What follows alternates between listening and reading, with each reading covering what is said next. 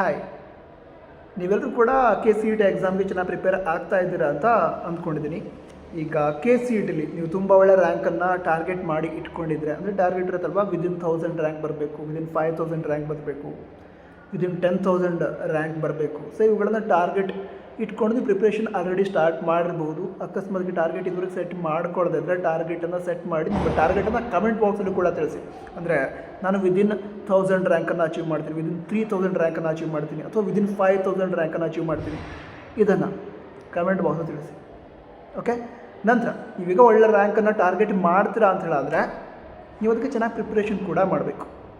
ಈಗ how to balance KCET and boards ನಿಮ್ಮಲ್ಲಿ ಇರುವಂಥ ಕ್ವಶನ್, ಹೆಚ್ಚಿನದಾಗಿ ಎಲ್ಲರಿಗೂ ಇರುವಂಥ ಕ್ವಶನ್. ನೀವು KCET ಎಕ್ಸಾಮ್ಗೆ ಅಪ್ಲೈ ಮಾಡಬೇಕು ಅಂತ ಹೇಳಿದರೆ ನಂತರ ಈ KCET ಎಕ್ಸಾಮ್ ಆದಮೇಲೆ ರ್ಯಾಂಕನ್ನು ಅನೌನ್ಸ್ ಮಾಡೋದಕ್ಕೆ 50% ಬೋರ್ಡ್ ಮಾರ್ಕ್ಸ್ ಹಾಗೆ 50% KCET ಮಾರ್ಕ್ಸನ್ನು ಕನ್ಸಿಡರ್ ಮಾಡ್ತಾರೆ.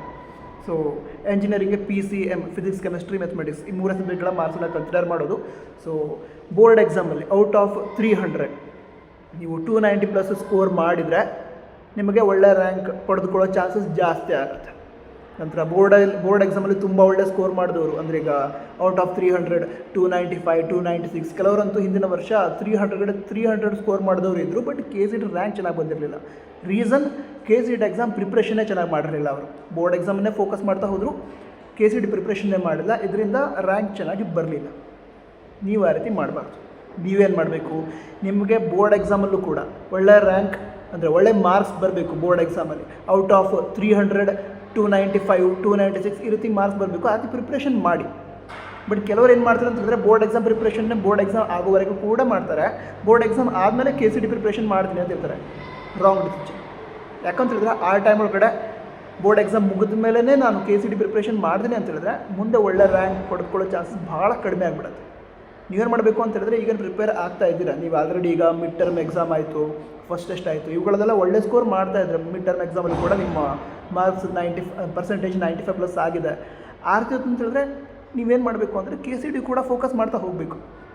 ಯಾಕಂತ ಹೇಳಿದ್ರೆ ಓದಿರೋ ಸಿಲೆಬಸ್ಸನ್ನೇ ನೀವು 4, 5, 6, 7 ಸಲ ಪ್ರತಿ ಸಲ ಅದನ್ನೇ ಓದ್ತಾ ಇದ್ದೀರಾ ಅಂತ ಹೇಳಿದ್ರೆ ಅದರಿಂದ ನಿಮ್ಮ ಮಾರ್ಕ್ಸಿನ ಇಂಪ್ರೂವ್ಮೆಂಟ್ ಆಗಲ್ಲ. ಅಂದರೆ ನೀವು ಒಂದು ಕಾನ್ಸೆಪ್ಟನ್ನು ಪೂರ್ತಿಯಾಗಿ ಅರ್ಥ ಮಾಡಿಕೊಂಡು 2 ಟೈಮ್ಸ್ ಓದಿ 95% ಮಾಡ್ತೀರಾ ಅಂತ ಹೇಳಿದ್ರೆ ಅದನ್ನು ನೀವು 6 ಟೈಮ್ಸ್ 7 ಟೈಮ್ಸ್ ಅದೇ ಸಿಲೆಬಸನ್ನು ಮತ್ತೆ ಓದಿ ಕೂಡ ಮಾಡೋದು 95, 96. ಅಕಸ್ಮಾತ್ ಮತ್ತೆ ಸ್ವಲ್ಪ ಇನ್ಕ್ರೀಸ್ ಆಯ್ತು ಅಂತ ಹೇಳಿದ್ರೆ ಅದೇನು ಜಾಸ್ತಿ ಇಂಪ್ಯಾಕ್ಟ್ ಮಾಡೋಲ್ಲ KCET ರ್ಯಾಂಕಲ್ಲಿ. ಸೊ ನೀವು ಮಾಡಬೇಕಾಗಿರೋದು KCET ಪ್ರಿಪ್ರೇಷನ್. ಹೇಗೆ ಮಾಡೋದು ಅದು ಕೂಡ ಕ್ವಶನ್ ಇರುತ್ತೆ ನಿಮ್ಮಲ್ಲಿ. ಹೇಗೆ ಮಾಡೋದು ಅಂತ ಹೇಳಿದ್ರೆ, ಈಗ ಆಲ್ರೆಡಿ ಬೋರ್ಡ್ ಎಕ್ಸಾಮ್ಗೋಸ್ಕರ ಒಂದು 2-3 ಚಾಪ್ಟರ್ ಪೂರ್ತಿ ಓದಾಗಿದೆ, ಜಾಸ್ತಿನೇ ಆಗಿರುತ್ತೆ. ಎಕ್ಸಾಂಪಲ್ ಕೊಡ್ತಿರೋದು ಒಂದು 2-3 ಚಾಪ್ಟರ್ ಪೂರ್ತಿಯಾಗಿ ಓದಿ ಪರ್ಫೆಕ್ಟ್ ಆಗಿದೆ. ಕಾನ್ಸೆಪ್ಟ್ ಎಲ್ಲ ನಿಮಗೆ ಗೊತ್ತಿದೆ, ಆ ಒಂದು ಚಾಪ್ಟರ್ಲಿರುವಂಥ ಫಾರ್ಮುಲಾ ಎಲ್ಲ ಗೊತ್ತಿದೆ ನಿಮಗೆ. ಆದಿ ಪ್ರಿಪೇರ್ ಆದಮೇಲೆ ಈಗ ಎಕ್ಸಾಂಪಲ್ ಫಿಸಿಕ್ಸ್ನ ಫಸ್ಟ್ 3 ಚಾಪ್ಟರ್ ಕವರ್ ಆಗಿದೆ ಸೆಕೆಂಡ್ PUC. ನೀವು ಫಸ್ಟ್ ಕ್ಲಿಯರ್ ಮಾಡಬೇಕಾಗಿರೋದು ಸೆಕೆಂಡ್ PUC ಸಿಲೆಬಸ್ಸೇ. ಯಾಕಂದರೆ ಸೆಕೆಂಡ್ PUC ಸಿಲೆಬಸ್ಸಿಂದ ಜಾಸ್ತಿ ಕ್ವಶನ್ಸ್ ಬರುತ್ತೆ KCET ಎಕ್ಸಾಮಲ್ಲಿ. ಸೊ ಸೆಕೆಂಡ್ PUC ಸಿಲೆಬಸನ್ನು ಫಸ್ಟಿಗೆ ಪರ್ಫೆಕ್ಟ್ ಮಾಡ್ಕೊಳ್ಳಿ. ಸೊ ಈಗ ಫಿಸಿಕ್ಸ್ನ ಫಸ್ಟ್ 3 ಚಾಪ್ಟರ್ಸ್ ನಿಮ್ಮದು ಕವರ್ ಆಗಿದೆ. ಓಕೆನಾ? Electric charges and fields, electrostatic potential and capacitance. So ಎಲ್ಲ ಚಾಪ್ಟರ್ ಮುಗಿದಿದ್ದಾವೆ ನಿಮ್ಮದು, ಓದಾಗಿದೆ. ಅದಕ್ಕೆ ರಿಲೇಟೆಡ್ KCET ಬುಕ್ಸ್ ತೆಗೆದುಕೊಳ್ಳಿ. KCET ಫಿಸಿಕ್ಸ್ನ ಬುಕ್ಸ್ ತೆಗೆದುಕೊಳ್ಳಿ. ನಿಮ್ಮ ಕಾಲೇಜಿನ ಲೈಬ್ರರಿಲಿ ಇರ್ಬೋದು, ಅಥವಾ ನೀವು ಯಾವುದಾದ್ರು ಕೋಚಿಂಗ್ ಹೋಗ್ತಾ ಇದ್ರೆ ಅಲ್ಲಿ ಸಿಗುತ್ತೆ, ಇಲ್ಲದ್ರೆ ಆನ್ಲೈನಲ್ಲಿ ಪರ್ಚೇಸ್ ಮಾಡ್ಬೋದು. ನಾನು ಕೆಲವು ಬುಕ್ಗಳ ಲಿಂಕ್ ಬೇಕಿದ್ದರೆ ನಿಮಗೆ ಕೊಟ್ಟಿರ್ತೀನಿ, ಚೆಕ್ ಮಾಡ್ಕೊಳ್ಳಿ ಡಿಸ್ಕ್ರಿಪ್ಷನಲ್ಲಿ.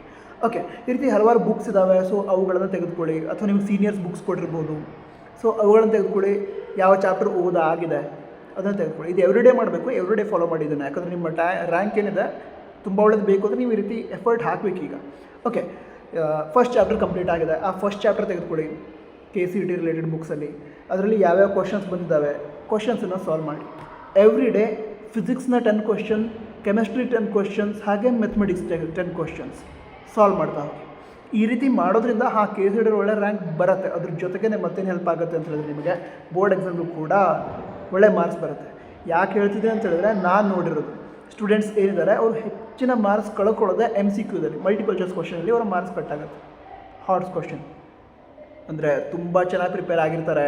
ನಮಗೆ ಗೊತ್ತಿರುತ್ತೆ ಈ ಸ್ಟೂಡೆಂಟ್ 70 ಸ್ಕೋರ್ ಮಾಡ್ತಾರೆ, ಎಷ್ಟು ಚೆನ್ನಾಗಿದ್ದಾರೆ ಇವರು, ಚೆನ್ನಾಗಿ ಓದಿದ್ದಾರೆ ಅಂತ ನಮಗೆ ಗೊತ್ತಿರುತ್ತೆ. ಬಟ್ 1 or 2 ಮಾರ್ಕ್ಸ್ ಕಟ್ಟಾಗ್ಬಿಡುತ್ತೆ. ಯಾಕಂತ ಹೇಳಿದ್ರೆ ಅವರಿಗೆ ಆ MCQ ಕರೆಕ್ಟಾಗಿ ಅರ್ಥ ಮಾಡ್ಕೊಳ್ಳೋದಕ್ಕಾಗಲ್ಲ. ಸೊ ಆ ಮಾರ್ಕ್ಸ್ ಕೂಡ ಕಟ್ ಆಗದೇ ಇರೋ ರೀತಿ ಪ್ರಿಪ್ರೇಷನ್ ನಿಮ್ದು ಆಗಬೇಕು ಅಂದರೆ ಕಾಂಪಿಟೇಟಿವ್ ಎಕ್ಸಾಮ್ಗಳ ಕ್ವಶನ್ಸ್ನ ನೀವು ಸಾಲ್ವ್ ಮಾಡಬೇಕು. ಸೊ ಈ ರೀತಿ ಈಗಿಂದಾನೇ ನೀವು KCET ರಿಲೇಟೆಡ್ ಪ್ರಿಪ್ರೇಷನ್ ಸ್ಟಾರ್ಟ್ ಮಾಡ್ಕೊಂಡ್ಬಿಟ್ರೆ KCET ಎಕ್ಸಾಮಲ್ಲಿ 180ಗೆ ಒಳ್ಳೆ ಸ್ಕೋರ್ ಮಾಡೋದಕ್ಕಾಗತ್ತೆ, ಅಂದರೆ 125 130 ಈ ರೀತಿ ಸ್ಕೋರ್ ಮಾಡೋದಕ್ಕೆ ಆಗತ್ತೆ KCETಯಲ್ಲಿ. ಬಟ್ ಅದ್ರ ಜೊತೆಗೇ ಬೋರ್ಡ್ ಎಕ್ಸಾಮ್ಲು ಕೂಡ ನೀವೀಗ ಸ್ಕೋರ್ ಒಂದು 70ಗೆ 66 ಬರ್ತಾ ಇದೆ, 67 ಬರ್ತಾ ಇದೆ, ಬಟ್ ಆ ಮತ್ತು 3 ಮಾರ್ಕ್ಸ್ ಸ್ಕೋರ್ ಮಾಡೋದಕ್ಕೆ ಆಗ್ತಾ ಇದೆ, ಡಿಫಿಕಲ್ಟ್ ಫೀಲ್ ಆಗ್ತಾ ಇದೆ, ಆ ರೀತಿ ಏನಾದ್ರು ಇತ್ತು ಅಂತ ಹೇಳಿದ್ರೆ ಆ 3 ಮಾರ್ಕ್ಸ್ ಕೂಡ ಕಟ್ ಆಗಲ್ಲ, ನಿಮಗೆ 70ಗೆ 70ನೇ ಬರುತ್ತೆ. ಓಕೆನಾ? ಸೊ ಬೋರ್ಡ್ ಎಕ್ಸಾಮ್ ಪ್ರಿಪ್ರೇಷನ್ ಜೊತೆಗೆ KCET ಪ್ರಿಪ್ರೇಷನ್ ಮಾಡೋದು ಕೂಡ ತುಂಬ ಇಂಪಾರ್ಟೆಂಟ್. ನಂತರ KCET ಎಕ್ಸಾಮ್ ಪ್ರಿಪ್ರೇಷನ್ ಮಾಡೋದ್ರಿಂದ ಬೋರ್ಡ್ ಎಕ್ಸಾಮ್ ಕೂಡ ನಿಮ್ಗೆ ತುಂಬ ಹೆಲ್ಪ್ ಆಗುತ್ತೆ. ಅಂದರೆ ಓದಿರೋ ಸಿಲೆಬಸ್ಸನ್ನೇ ಮತ್ತೆ ಓದಿ ಡೆರಿವೇಷನ್ 4-5 ಸಲ ಪ್ರಾಕ್ಟೀಸ್ ಮಾಡ್ತಿದ್ದೀನಿ, ಬರುತ್ತೆ ನನಗೆ ಪರ್ಫೆಕ್ಟಾಗಿ ಸಾಲ್ವ್ ಮಾಡೋದು ಬರುತ್ತೆ, ಮತ್ತೊಂದು ಸಲ ಸಾಲ್ವ್ ಮಾಡ್ತಿದ್ದೀನಿ. ಆ ರೀತಿ ಮಾಡೋ ಬದಲು ಅದೇ ಟೈಮಲ್ಲಿ ನೀವು KCET ರಿಲೇಟೆಡ್ ಕ್ವಶನ್ಸನ್ನು ಸಾಲ್ವ್ ಮಾಡ್ತಾ ಹೋದರೆ KCETಗೂ ಕೂಡ ಹೆಲ್ಪ್ ಆಗುತ್ತೆ, ಬೋರ್ಡ್ಗೂ ಕೂಡ ಹೆಲ್ಪ್ ಆಗುತ್ತೆ. ಸೊ ಪ್ರತಿದಿನ ಫಿಸಿಕ್ಸ್ನ 10 ಕ್ವಶನ್, ಕೆಮಿಸ್ಟ್ರಿ 10 ಕ್ವಶನ್, ಹಾಗೆ ಮ್ಯಾಥಮೆಟಿಕ್ಸ್ನ 10 ಕ್ವಶನ್, ಅಥವಾ ನೀವೀಗ BSc ಅಗ್ರಿಕಲ್ಚರ್ ಮುಂತಾದ ಕೋರ್ಸನ್ನು ಟಾರ್ಗೆಟ್ ಮಾಡಬೇಕು ಅಂತ ಹೇಳಿದ್ರೆ ಅದರೊಳಗಡೆ PCMB 4 ಎಕ್ಸಾಮ್ ಬರೀಬೇಕು. ಸೊ ಆ ರೀತಿ ಟಾರ್ಗೆಟ್ ಇದ್ದರೆ ಬಯಾಲಜಿದು ಕೂಡ 10 ಕ್ವಶನ್ ಪ್ರತಿದಿನ ಸಾಲ್ವ್ ಮಾಡೋದು ಟಾರ್ಗೆಟ್ ಇಟ್ಕೊಂಡಿರಿ. ಇವತ್ತಿನಿಂದ ಸ್ಟಾರ್ಟ್ ಮಾಡಿ. Take this as A challenge. ಈ ಚಾಲೆಂಜನ್ನು ತೆಗೆದುಕೊಂಡು ಪ್ರತಿದಿನ ಏನು ಮಾಡ್ತೀರಾ, ಎಲ್ಲ ಸಬ್ಜೆಕ್ಟ್ನ 10 ಕ್ವಶನ್ಸನ್ನು ಸಾಲ್ವ್ ಮಾಡ್ತಾ ಹೋಗಿ. ಬುಕ್ಸ್ ನಿಮಗೆ ಅವೈಲೇಬಲ್ಸ್ ಇದೆ, ಅಕಸ್ಮಾತಿಗೆ ಇಲ್ಲ ಅಂತಂದರೆ ಪರ್ಚೇಸ್ ಮಾಡ್ಕೊಳ್ಳಿ. ವಿದಿನ್ 1000-1500 ಒಳಗಡೆ ಬುಕ್ಕೇ ಸಿಕ್ಬಿಡುತ್ತೆ. ಓಕೆನಾ? ಸೊ ಸಾಲ್ವ್ ಮಾಡ್ತಾ ಹೋಗಿ. PVQ ಸಿಕ್ಕರೆ, previous years sold question paper ಸಿಕ್ಕರೆ ಅದನ್ನು ಕೂಡ ಸಾಲ್ವ್ ಮಾಡ್ಕೊಳ್ಳಿ. ವೆಬ್ಸೈಟಲ್ಲಿ ಹಲವಾರು ಸ್ಟಡಿ ಮೆಟೀರಿಯಲ್ಸನ್ನು ಪ್ರೊವೈಡ್ ಮಾಡಿದ್ದಾರೆ, ಅಂದರೆ ಲಾಸ್ಟ್ ಇಯರ್ ಕ್ವಶನ್ ಪೇಪರ್ ಸಿಗುತ್ತೆ ನಿಮಗೆ. ಸೊ ಅವುಗಳನ್ನೆಲ್ಲ ಯೂಸ್ ಮಾಡಿಕೊಂಡು ಪ್ರಿಪ್ರೇಷನ್ ಸ್ಟಾರ್ಟ್ ಮಾಡಿ. ಸೊ ಯಾರು ಈ ಚಾಲೆಂಜನ್ನು ತೆಗೆದುಕೊಳ್ತಾ ಇದ್ದಾರೆ ಅವರು ಕಮೆಂಟ್ ಬಾಕ್ಸಲ್ಲಿ ಕೂಡ ತಿಳಿಸಿ. ಅಂದರೆ I take this challenge and I will score within 3000 rank, 5000 rank ಅದನ್ನು ಕೂಡ ತಿಳಿಸಿ. ಅದನ್ನು ಅಚೀವ್ ಕೂಡ ಮಾಡಿ.